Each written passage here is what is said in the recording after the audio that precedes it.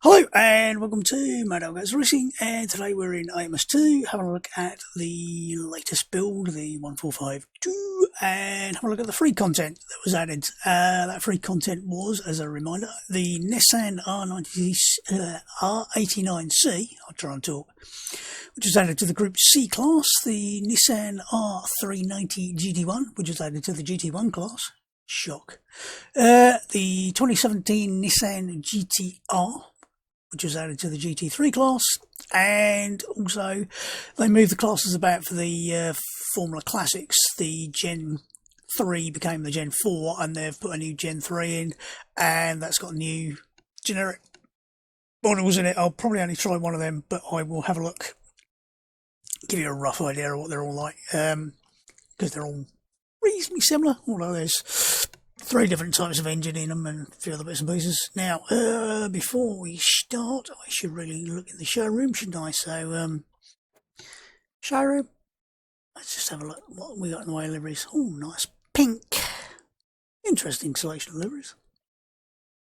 Or almost tempted to go for the pink one, but I won't. Nice looking lines on this. It's not in focus.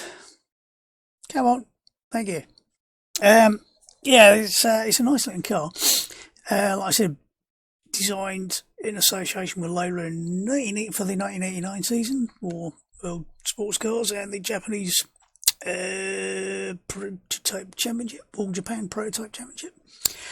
Wasn't the most successful car in the world. It had reliability issues and a few other things that probably means it didn't quite live up to what it could have done. But a nice looking car, nice lines, and on it back, 710. Oh, hang on, it's flipped over a different one. I thought I was looked a bit low.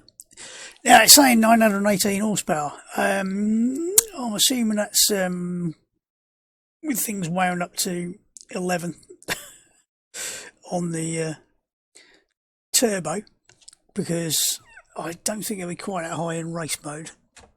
We could have a quick look, but right, what we're going to do, 2-lap race, Spa 1993, which is the same as it was in 89. So it's chosen a 1993 date because it's a 1993 trek. 2 o'clock in the afternoon, light or medium cloud. I think I've got light, yeah, and I think I've got it heavily rubbered. What I'll do is a slowish lap followed by a, hopefully not so slow and not so making an idiot of myself, dangerous lap. And I'm doing it this way so I can get a replay and then put it up in the corner. Right, defaults to soft slicks. Sort of the setup, what we got there. Everything that's adjustable. Usual selection of fast and slow damping. Reasonable looking numbers. Clutch. LSD with some numbers. I'm assuming it's got some variability on it. Boost pressure, as I said, is only 80%, so presumably you can wind it up a bit further than that. I think it's producing 760 brake horsepower, was it? Something like that. I did check, but not that it matters a lot. You can play with the boost, but don't forget, the more you boost it, the more you'll bugger the engine up if you've turned on the damage. What else was I thinking? The ducts on the brakes, for some reason they've got exactly the same opening on both, and you'll find that the front brakes do get quite warm, and you get the same problem of you finding your brake balance is moving backwards as your front brakes get a bit on the orange side, so watch out for that. But like I said, we'll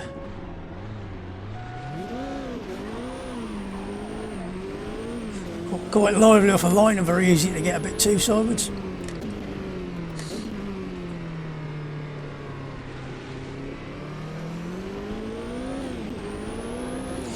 Right, first impression, the FFB feels really nice. It's got plenty of weight to it.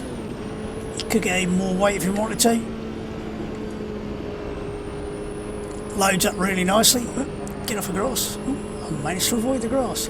5-speed gearbox. We should hit close to 200 miles an hour up there. I think 197, 196.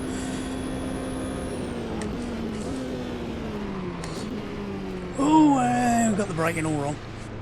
I forgot to brake. I was so busy looking at the bloody speeder. Definitely plenty of grunt, so you do have to be a bit careful with the throttle.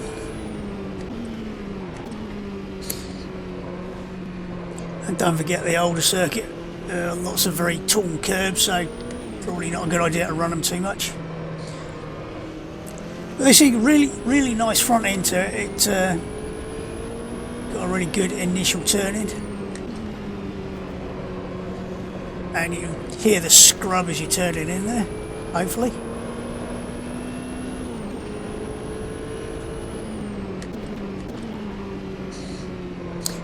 Engine just pulled really well from sort of medium, even lower revs. A little bit understeery there, but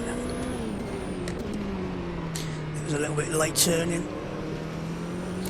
But it's got a nice tractable engine with good spread of power. I'll just flick over here and see what it's doing.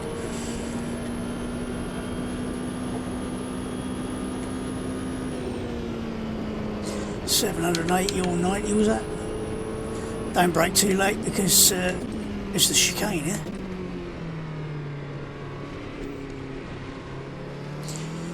Quite easy to get a bit sideways coming out of there because when you get the power down it's a bit lively. Hopefully see the brakes getting quite toasty on the front, which is where you might get the problem with you've overcooked the front brakes and then the bias suddenly goes to the back. I did 4 or 5 laps the other day just to try it, and that's what was happening. Just about get away with riding the curb there. I'll stop looking at that and see how fast we're going.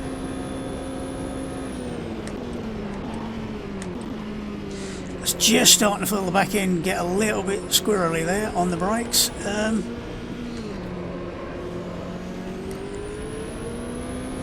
So yeah, the slightly overly hot front brake issue. Like I said, the brake ducts are only on 50%, but loads of grunt. It is quite nicely balanced. It's quite predictable about what it's doing, even when it's trying to get away from it. It's not doing it in a way that you're thinking it's going to kill me instantly. It's really nice to drive.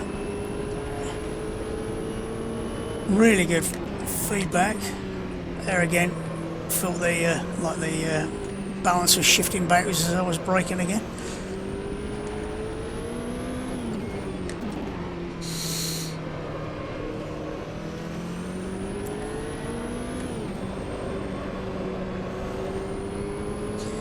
But overall, a really nicely balanced car. You do have to be a little bit careful on the throttle, a little bit careful on the brakes, but in the overall scheme of don't run that curb. In the overall scheme of things, it's a really nice car. Like I said, you just have to be a bit. Try and murder yourself over that. Curbs there. We will skip the cool down lap and go and if I can find the right button, go and remember to save the replay. So yeah, really nice car. It goes where you point it. It feels like it's telling you what you're meant to do. I'm not told it to skip the lap. Got to do that first, haven't you? Then you give the. It's too clever for its own fucking good. Yeah, really nice car. Really positive, nicely balanced. Apart from the weirdness with the brakes, you could probably turn the turbo boost down a bit and get a little bit softer power delivery on it. Like I said, it was producing 780 odd brake horsepower there, so do you need that much? Ask Jeremy Clarkson. Now, The next car is the GT1 Nissan, which is the R390. We will have a look to see what we've got in the way of liveries. A selection. Now, this car was made in collaboration with Tom Walkinshaw Racing. It was designed for one thing and one thing only, and that was to race at Le Mans. Which presents me with a slight dilemma. We ain't got Le Mans. So, again, it's a case of, it wasn't the world's most successful car. It was blindingly fast in the pre-season or pre-event testing. I think it was Martin Brundle set some ridiculous lap time in it. Basically, it's the same engine as the 89C, the same V8 alloy block. Because apparently they were using cast iron block V8s in some of their race cars, and they decided it was too heavy. Ended up with too high a centre of gravity, so they actually reverted to using the engine out of the 89C. Slightly different state of tune, and that's what they ended up using. Like I said, this was it 97? Yeah, 1997 and 1998. Competed at Le Mans. So we obviously don't have a Le Mans. So we're going to run it at, where did I decide? 2001 Silverstone, which should be an interesting test, because obviously it was designed to run around a circuit where lots of top end is extremely essential, and we're going to run it somewhere where that's not quite so essential. So I'll be interested to see how it goes by comparison. So, like I said, only ever they made 2 cars. I only ever raced in 2 races or something daft. So what we're going to go for is Silverstone 2001. Get the right one. I did say 2001, didn't I? Yes. I thought that made sense. And we'll change the date, because the default date is for 2001 now. So yeah, it'll be interesting to see what it goes from. You'll notice it's only 618 brake horsepower now, but it has gone to a 6-speed sequential gearbox. I'm not sure how they compare weight-wise, but interestingly, the 89C and the 390 were available in Project Cars 2, and also the Racing Studio Classic Endurance Pack. And in both of those, I found this car really quite understeery and not the nicest thing in the world to drive. So I don't think I've done anything to the setup. Again, we'll have a quick look. Usual bits and pieces in there. Boost pressure 100%, which is interesting. So I'm assuming the actual boost available is much, much lower. So you probably don't want to play with it too much. Everything else looks fairly sensible. Interesting, no fast bump stops, whereas the older car had the fast bump stops. So whether that's an oversight or whether that's actually meant to be like that, I don't know. Right. Did I forget to look in the showroom? No, I did look in the showroom, didn't I? A little bit squirrely off the line.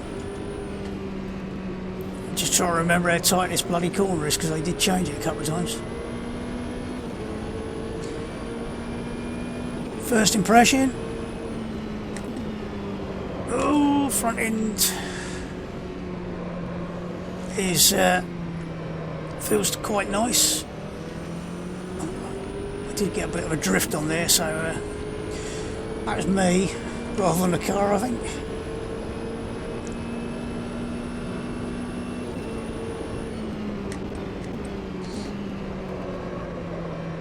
Feels like it's sort of understeering all 4 wheels at the same time a little bit, so I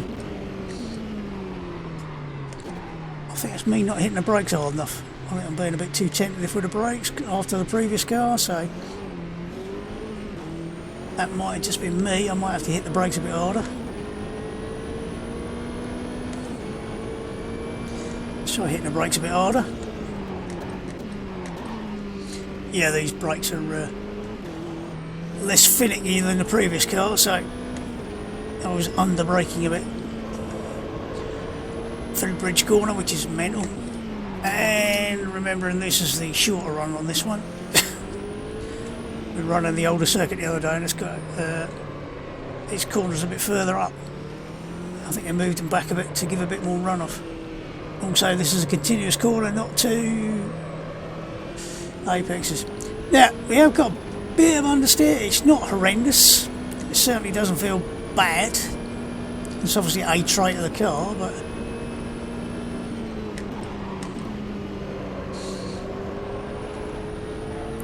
it does rotate nicely with a bit of power on after you've turned in and got mid-corner, but that's much better. Whether it's getting better because we've warmed up a bit, or whether the engine and tyres are warmed up a bit, I don't know. But really nice feel again.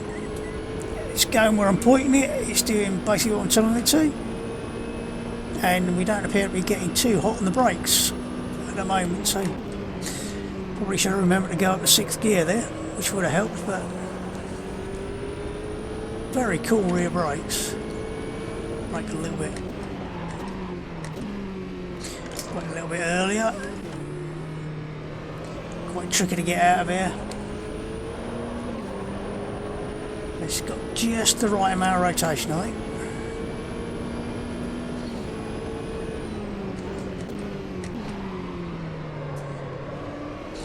There's an apex here somewhere. Try using a bit more of the road.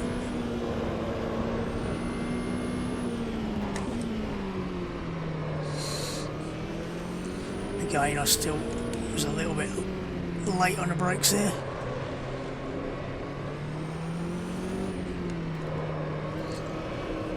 But yeah, it feels really nice. It's planted enough that you feel what it's doing. Front left tyre has got a tad warm from going around Luffield there. So it's on the soft compound, I'm guessing. I think it was. Skip the cool down lap. View the replay, save the replay, quit the replay, exit to the main menu. Again, really nice car. That's certainly a lot better set up than the one from Project Cars, or even the one from Racing Studio, which, whether Racing Studio are sort of sticking with one that's definitely more sort of aimed at only available to be run at Le Mans, whereas this has possibly got more variables that you can play with. I forgot to check how much you can adjust the it's alright, I'm just scratching my leg. Adjust things like the wings and things, because obviously more adjustability that might be unrealistic. I'd rather have more adjustability, even if it's outside what the real car had. If the real car only ever ran at Le Mans and was never designed to run anywhere else, it wouldn't need a lot of adjustability in certain areas, whereas to make it into a more generic car in terms of where it can run and what it can do, you need the more adjustable bits and pieces on it. So that it's fine by me. That's one of those things where I don't want an accurate sim. I want something where I can play the bloody game with the cars I want to play with. So that's just me, but there you go. Right, next up is the other and final Nissan, which is the liveries. Ooh, nice gold.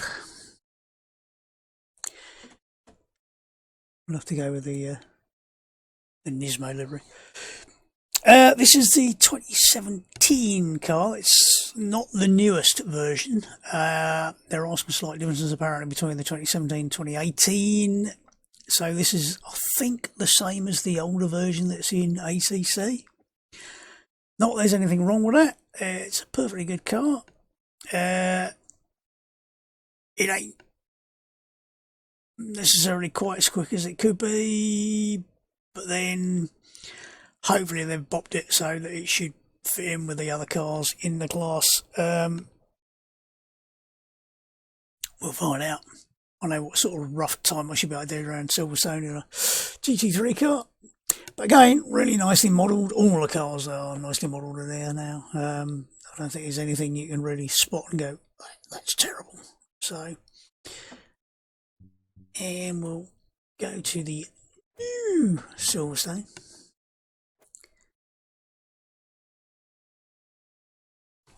Again, we'll just do a 2-lap race and see how things go. How we doing time-wise?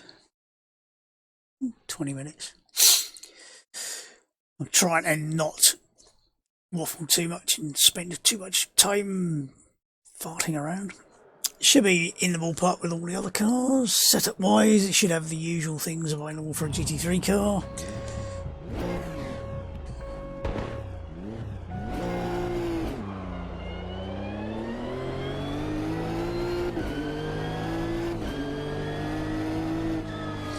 Got to remember which where I am at Silverstone there. I suddenly thought, hang on, that corner don't look right. Just don't want to brake as hard as you like. It's got ABS, so it's quite eager to rotate if you're not careful.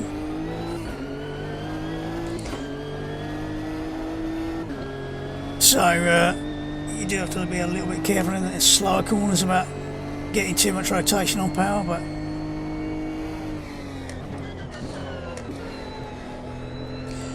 really good brakes on it though.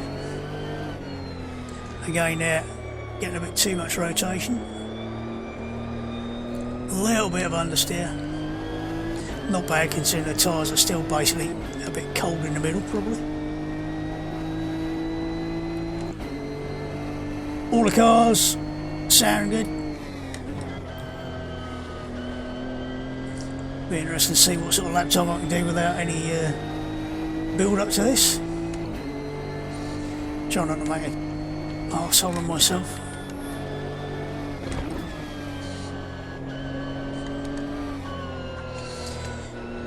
Let the big old engine pull us out the corners. I won't bother going down a second, I could have done, but again, really good feel to it.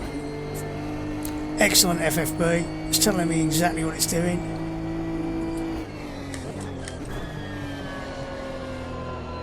No fear of stomping on the brakes with this thing. You just stomp on them and the ABS takes care of everything, so you still have to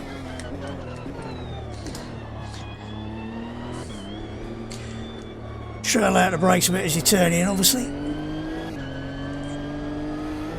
if for no other reason out of habit. Right, fast lap coming up. Oh, might have been a bit late turning in there. I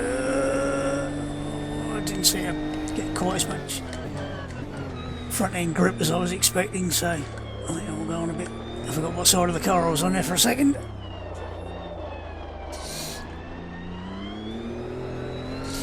There again, bit of rotation, maybe a little bit more than needed. You could probably dial it out if you wanted to. But in default, it's pretty good.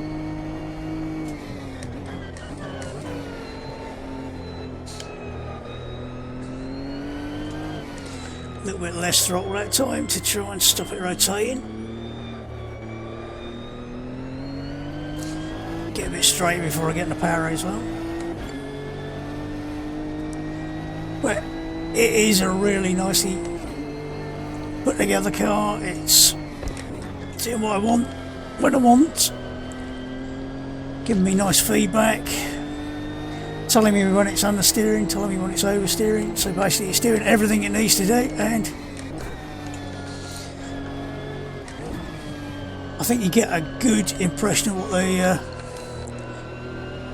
DNA of the car is like, with the front engined tendency slightly to understeer and a little bit of oversteer on the exit of corners, and generally feels rather different to the,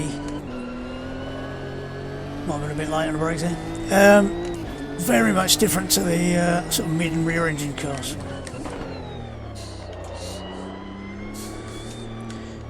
So, which is good because it gives you yet another thing to play with in game.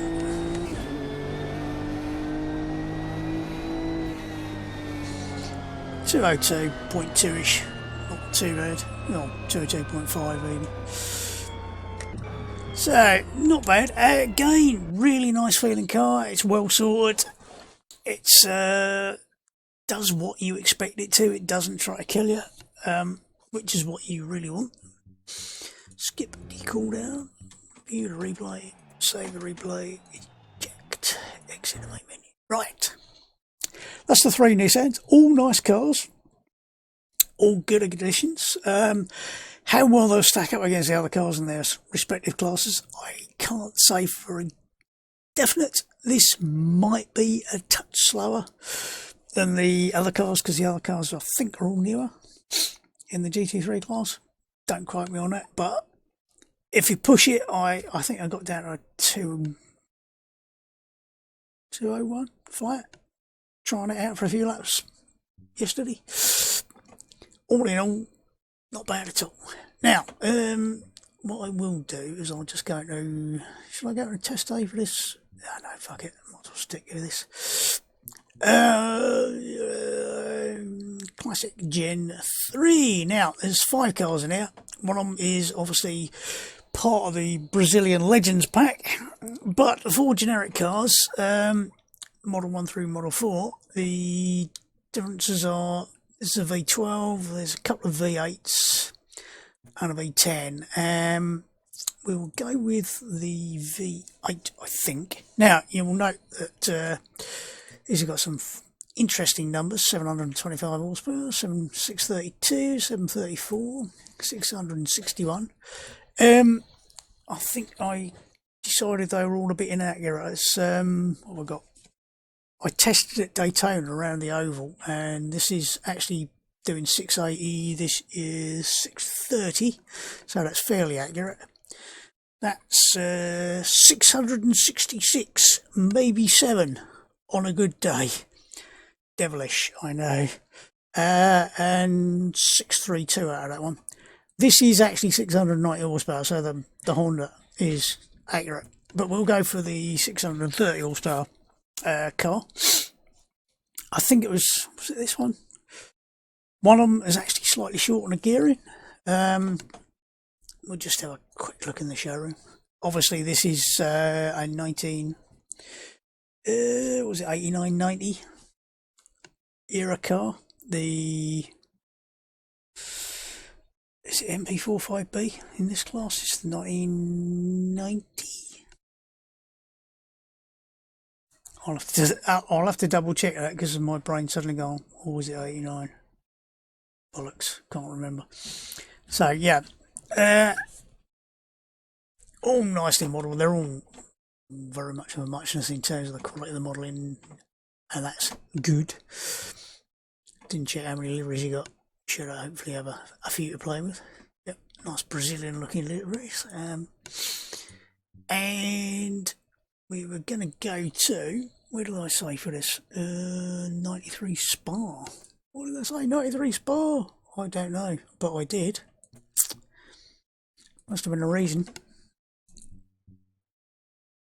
So, yeah, like I said, this is slightly undergeared. I might have actually put in a couple of changes to the gearing. It has no option to change the final drive, so if I remember rightly. Oh no, I haven't got a modified setup. I think it was this one. I'll leave it as is, but there's no, you can change the other gears, but you can't do anything with the final drive ratio, which is a bit strange, and I thought you'd have had a couple of options, but no, you haven't. So live with it. I'll live with it. So there, right, drive. Like I said, I think this is the one. There was one of the 4 cars had a slightly short gearing.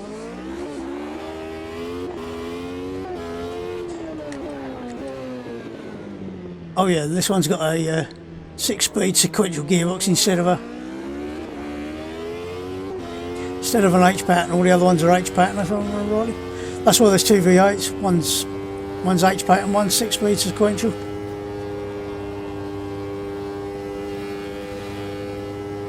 think we're about to run out of gear. Wait for the horrible noise.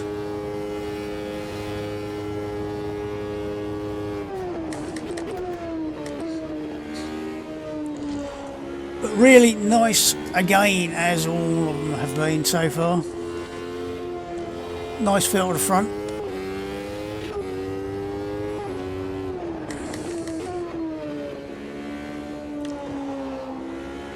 Tells you what it's doing. Keep running that damn curve, don't do it. Like I said, all the cars in this category are much of a muchness. There's not a lot to choose between them.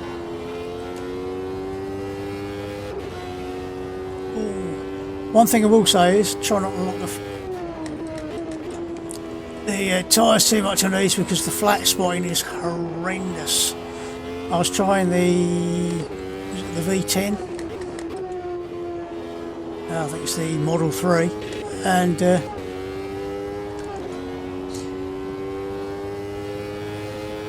I locked the front end up, and instantly I was like, my steering wheel was just giving me a nice vibro massage.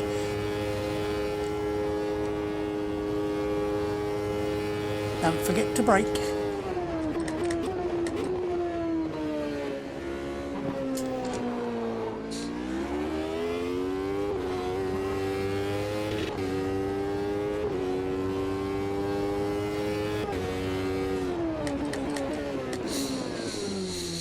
On the other cars, if you try and change down too quick, you'll find it will suddenly go, oh no, have a think.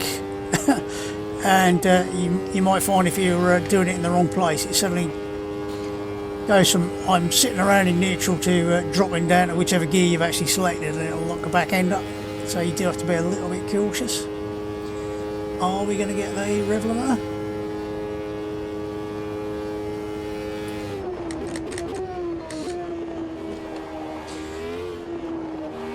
I think it was this one. It might have been I was running somewhere else, because we're obviously a bit of a way above sea level here, so we're actually not got quite as much power as we would at, say, Daytona.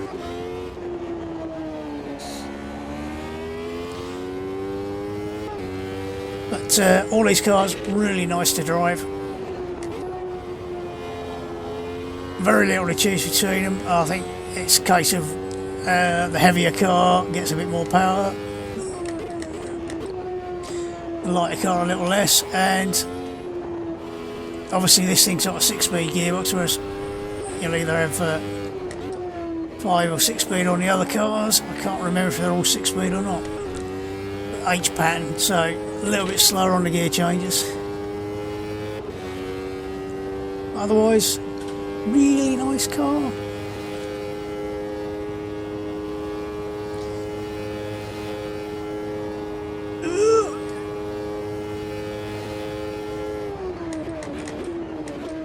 Don't do that, don't do that. Whatever you do, don't do that.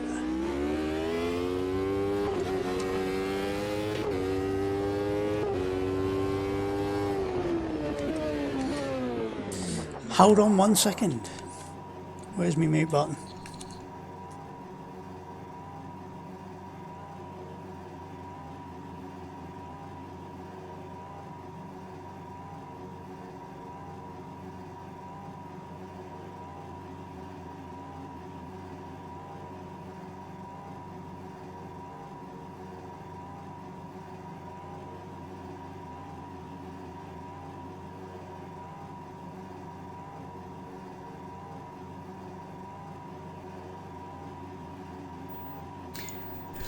Hopefully I've unmuted that alright. Yes, all in all, very nice. Just trying to think which button I'm meant to be pressing at this point. View the replay. Do I not skip the damn... Why has it not got a view replay? Save replay, oh there it is. It's being confusing. Yeah, they're really nice. Like I said, that I did run out of gearing on that the other day, so whether it's just slightly different weather conditions meant it's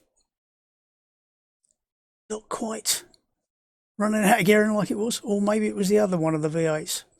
I'd have to recheck, but basically one of them was running out of gearing and meant you were sitting on the limiter, and like I said, that's where I realised there's no adjustment for the final drive ratio, but you can adjust the individual gears, so you can just up the top gear by 1 notch, maybe 2 if you're around somewhere like Daytona, where you'll have a bit more grunt as well, because obviously it's more or less at sea level, being right next to the coast.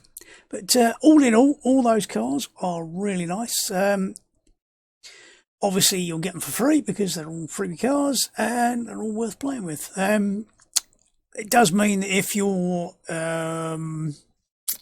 you find yourself where somebody's chosen unless they've chosen an individual car only, as long as they choose class, if there's some of the classes chosen that people are racing the sort of Brazilian Legends or another DLC that you haven't got,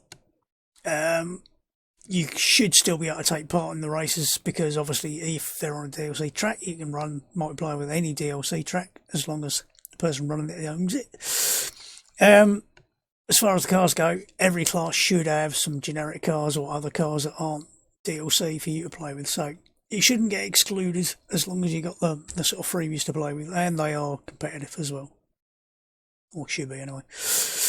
I did find there was a minor update, because there was a couple of cars that had some asymmetric settings here and there, but all in, nice additions to the game. So that'll do for me for now. That's 36 minutes or so of me talking and driving, but all nice cars, all got really good FFB. That's the most important thing, to make you understand what they're doing. So even if they do handle a bit strange at times, this is the thing with driving virtual cars. I'm not talking about any of these in particular, but if you've got a good FFB, you can live with a bad handling car because it tells you what it's doing. Whereas if you've got bad FFB and a bad handling car, you're lost. So good lesson for anybody making a sim there. Get the FFB right, and people can then live with bad handling cars. So right, for me for now, that's everything about the free content. The next one I think will probably be the supercars, so I'll probably do that next. But for me for now, enjoy your racing, catch you soon, and goodbye. Where's me button?